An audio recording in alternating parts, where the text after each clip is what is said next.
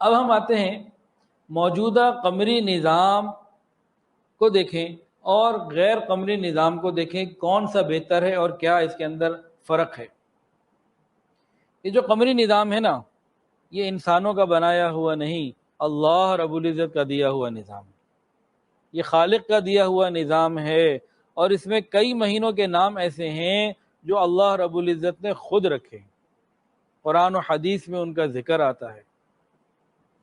حدیث کے اندر مہینوں کے باقاعدہ نام آتے ہیں، بخاری کے اندر بھی آتے ہیں، مسلم میں بھی آتے ہیں، مزید کتابوں میں بھی آتے ہیں۔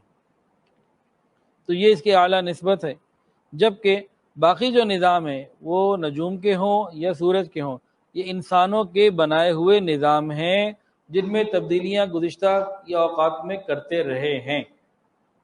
اور جو نجومیوں کا نظام ہے تو ان کے دماغ کی ایک اختراع ہے، کوئی اس کی کوئی ایسی خاص اہمیت بھی نہیں۔ دوسری بات، یہ جو قمری نظام ہے نا آج کا، اس کی وہی ترتیب باقی ہے جب اللہ رب العزت نے کائنات کو بنایا، اس وقت جو بالکل ابتدائی دن تھے، محرم، صفر، ربیع الاول، آج اسی ترتیب کے اوپر ہے۔ نبی علیہ الصلوۃ والسلام نے اس بات کو واضح کیا، جبکہ مروجہ جو عیسوی نظام ہے اس میں بہت مرتبہ تبدیلیاں آ چکی ہیں۔ 4 تبدیلیاں تو وہ مانتے ہیں کہ یہ آ چکی ہیں، 8 عیسوی میں، 799 عیسوی میں، 1477 عیسوی میں اور 1582 عیسوی میں، یہ تو وہ مانتے ہیں۔ کبھی 10 دن کم کر دیتے، کبھی سال 14 مہینے کا ہوتا، کبھی 8 دن سال کے کم ہوتے، تو مختلف ترتیب رہی۔ اچھا، انگریزی نظام میں زیادہ تر مہینے 31 کے ہیں، پھر اس کے بعد 30 کے ہیں، ایک مہینہ ایسا ہے فروری کا جو 28 کا ہے، اور 4 سال کے بعد ایک سال آتا ہے، اس کو لیپ ایئر کہتے ہیں، اس میں فروری کا مہینہ بجائے 28 کے 29 دن کا ہو جاتا ہے۔ اب موجودہ زمانے میں، ہمارے زمانے میں لیپ ایئر 4 سال بعد آتا ہے، پہلے وہ دور گزر چکا ہے کہ یہی لیپ ایئر 3 سال بعد آتا تھا۔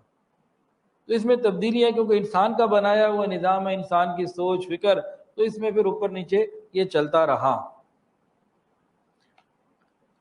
قمری نظام پر آئیے، اس میں غور کیجئے۔ اسلام دین فطرت ہے، تو یہ قمری نظام بھی فطری نظام ہے۔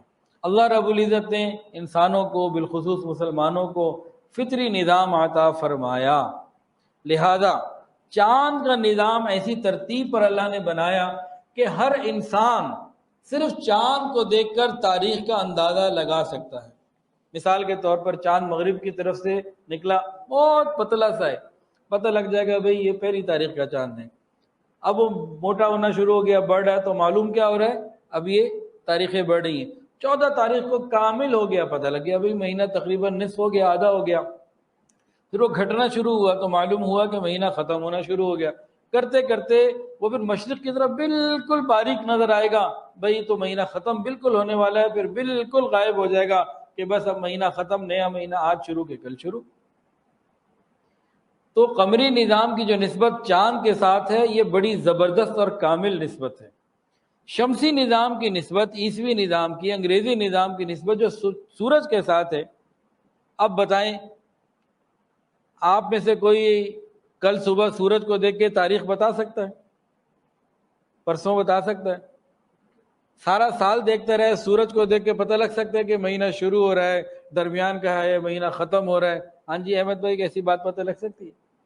قمری نظام کی نسبت چاند کے ساتھ کیسی ہے کہ چاند کو دیکھ کے ہر شخص، پڑھا لکھا ہے یا ان پڑھ، شہر میں رہتا ہے یا گاؤں دیہات میں، پہاڑوں میں رہتا ہے یا سمندروں کے اندر، ہر شخص چاند کو دیکھ کر تاریخ کا اندازہ لگا سکتا ہے۔ سورج کو دیکھ کر تاریخ کا اندازہ کوئی نہیں لگا سکتا۔ قمری نظام جناب یہ انبیاء کرام کی شریعتوں میں رہا ہے، گزشتہ انبیاء کرام کی شریعتوں میں یہ قمری نظام رہا ہے، اور عیسوی نظام جو ہے، یہ جو انگریزی نظام ہے، کسی نبی کی شریعت میں نہیں رہا۔ قمری نظام کے اندر سورج غروب ہوتے ہی تاریخ بدل جاتی ہے، اور شمسی نظام میں رات 12 بجے کے بعد تاریخ بدلتی ہے۔ قمری نظام میں جو مہینے ہیں نا، ان کے نام اللہ نے رکھے، خاص کر جو 4 مہینے اشہر و حرم ہیں، یہ تو اللہ نے رکھے، بخاری میں بھی ذکر، مسلم شریف میں بھی ذکر، حدیث کی بہت ساری کتابوں میں اس کا ذکر۔ وہ کون سے 4 مہینے؟ ذوالقعدہ، ذوالحجہ، محرم، یہ تینوں ساتھ ساتھ ہیں، اور ایک رجب کا مہینہ۔